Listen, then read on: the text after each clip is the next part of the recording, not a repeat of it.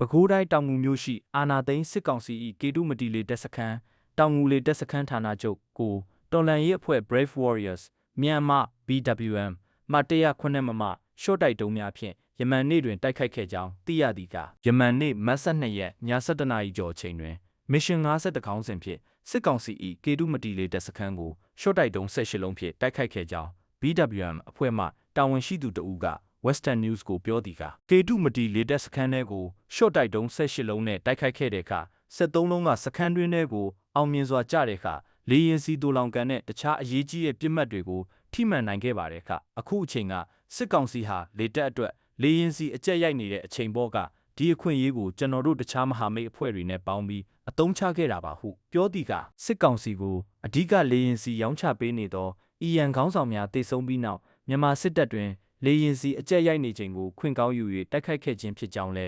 BWM ကဆိုသည်ခ BWM တိုက်ခိုက်မှုကြောင့်ကေတုမတီလေတပ်စခန်းမှာလေရင်စီတူလောင်ကန်အပြင်အခြားသောအရေးကြီးသောအဆောက်အဦများထိခိုက်ပျက်စီးမှုများပြားခြင်းကြောင့်တောင်ပိုင်းတိုင်းစစ်ဌာနချုပ်တိုင်းမှုသစ်သူရဇော်လွင်စိုးကိုယ်တိုင်တွားရောက်စစ်ဆေးမှုရှိကြောင်း BWM တာဝန်ရှိသူဆက်လက်ပြောသည်ခထိခိုက်မှုတွေများလို့တိုင်းမှုအသစ်သူရဇော်လွင်စိုးကိုယ်တိုင်အခုမနေ့အစောကြီးလာစစ်ဆေးသွားတယ်လို့တပ်တွင်းကနေကျွန်တော်တို့သိရပါတယ်ခ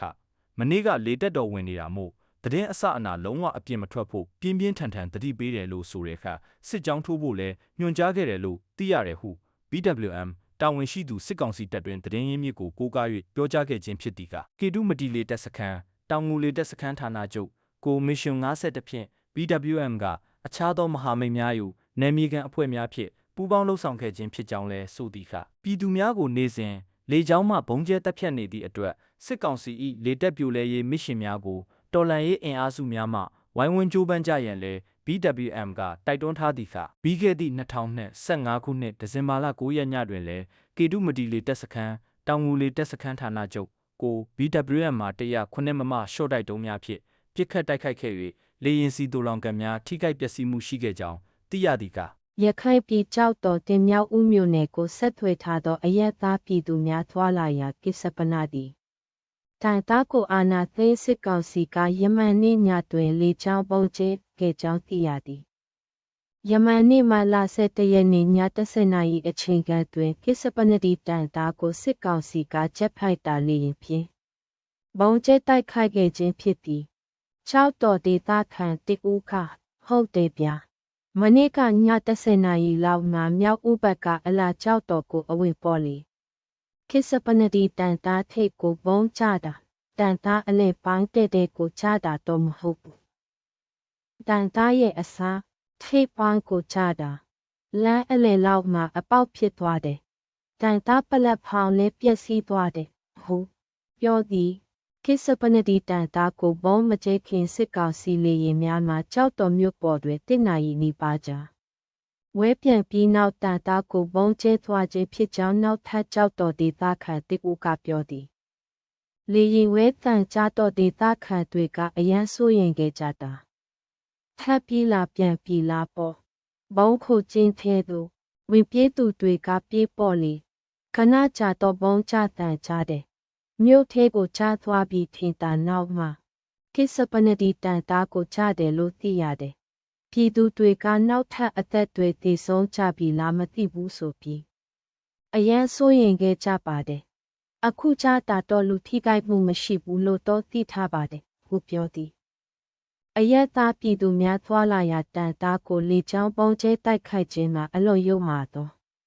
လူရက်ဖြစ်ပြီးအကြမ်းဖက်မှုကိုပေါ်ပေါ်တင်တင်ကျူးလွန်ခြင်းဖြစ်ကြောင်းလည်းရခိုင်ဒေသခံတစ်ဦးက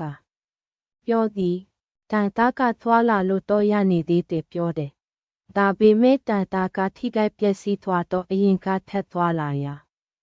ဆိုရင်ရတာပေါ့တန်သားကလည်းဟောင်းနေပြီလေအရင်တိုက်ပွဲဖြစ်တော့ကလည်းတန်သားကိုစစ်ကောင်စီကမိုင်းခွဲဖြစ်စီခဲ့တယ်လေကြောင်းတိုက်ခိုက်မှုလဲလုပ်ခဲ့တာရှိတယ်အဲ့ဒါကိုအာရခအစိုးရကပြန်ပြုပြင်ထားတာအခုထပ်ပြီးတန်သားကိုဘုံကျဲဖြစ်စီတယ်ဒီတန်သားကစစ်ရေးနဲ့ပါမဆိုင်တာမဟုတ်ဘူးပြည်သူတွေသွားလာနေတာဖြစ်တယ်အရန်ယုံမာတာအချမ်းဖတ်မှုကိုပေါ်ပေါ်တင်တင်ကျူးလွန်တာပဲဟုတ်ပြောသည် ကိစ္စပနဒီတန်တာမှာကောလာတန်မြစ်ကိုဖျက်ကူးဆက်ထွေထားသောတန်တာတစေးဖြစ်တယ်လို့ကြောက်တော့ပုံနာကျိုးစစ်တွေတင်မြောက်ဦးမင်းပြမြေပေါ်စသည်မြို့နယ်များကိုဆက်ထွေထားသောတန်တာတစေးလေးဖြစ်သည်စစ်ကောင်စီမှာယမန်နေ့ကလေကြောင်းပုံကျဲတိုက်ခိုက်ခဲ့သည့်အပြင်ယနေ့နနက်ပိုင်းတွင်လည်း